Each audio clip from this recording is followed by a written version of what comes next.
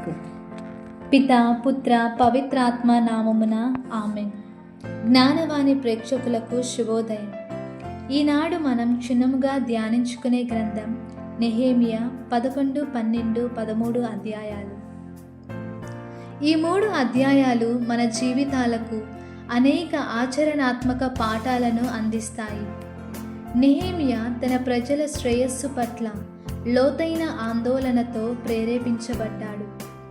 ఈ భావన గోడలు నిర్మించబడిన తరువాత కూడా నగరంలో ఆధ్యాత్మిక ఆరోగ్యం మరియు శ్రేయస్సు లేకపోవడాన్ని అతను చూసినప్పుడు మళ్ళీ స్పష్టమవుతుంది.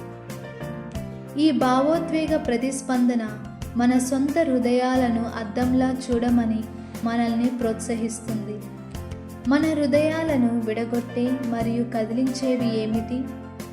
మొదట చిన్నవిగా అనిపించే వాటి గురించి బాధపడడం ముఖ్యం, ఎందుకంటే అవి పెద్ద సమస్యలకు సంకేతాలు కావచ్చు.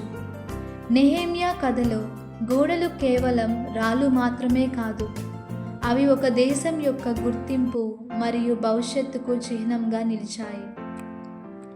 మన సొంత జీవితంలో, సంబంధాలలో లేదా ఆధ్యాత్మిక పద్ధతులలో మనకు కూడా బలహీనమైన గోడలు ఉండవచ్చు. అవి మరమ్మత్తు మరియు పునరుద్ధరణ అవసరం.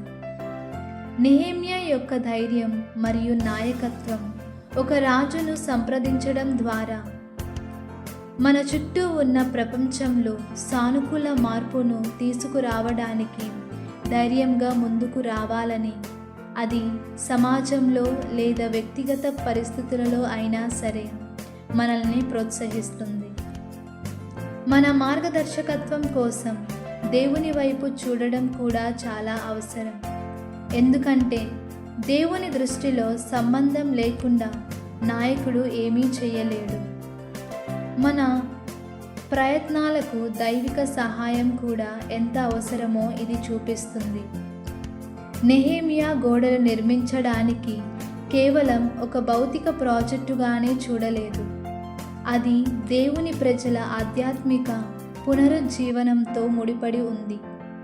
మన జీవితంలో శారీరక మరియు ఆధ్యాత్మిక అవసరాల మధ్య సంబంధాన్ని కూడా మనం గుర్తించాలి. ఒకటి మరొక దానికి ప్రభావితం చేస్తుంది. ఆరాధన మరియు ఉత్సాహం కూడా నెహెమియా కథలో ప్రధాన అంశాలు. ఆనందకరమైన ఆరాధన సంఘ సంబంధాలను బలపరుస్తుంది మరియు విశ్వాసాన్ని దృఢపరుస్తుంది. మన విమోచనలోని ఆనందాన్ని ప్రతిబింబించేలా ప్రోత్సహిస్తుంది.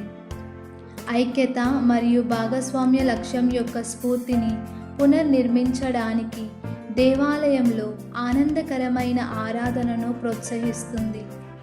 మన దేవాలయంలో ఆరాధన మరియు సేవను నిలబెట్టడానికి నిరంతరం మద్దతు మరియు నాయకత్వం యొక్క ఆవశ్యకత కూడా 12వ అధ్యాయంలో స్పష్టంగా ఉంది. అలాగే నెహెమియా తిరిగి వచ్చిన తర్వాత ఎదురైన సవాళ్ళు, అంటే దేవాలయ సేవను నిర్లక్ష్యం చేయటం, విశ్రాంతి దినమును అపవిత్రం చేయడం మరియు విదేశీయులతో వివాహాలు చేసుకోవడం, ఆధ్యాత్మిక జీవితంలో నిరంతరం సంస్కరణ మరియు విజిలెన్స్ యొక్క అవసరాన్ని నొక్కి చెబుతాయి.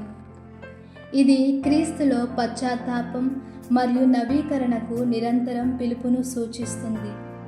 ఈ అధ్యాయాల నుండి మన జీవితాలకు ప్రధానమైన ఒక విషయం ఏమిటంటే, దేవుని పనికి వ్యక్తిగత త్యాగాలు, సంఘటిత ప్రయత్నం, విశ్వసనీయ నాయకత్వం మరియు దేవునిపై ఆధారపడడం చాలా అవసరం. ఆమేన్.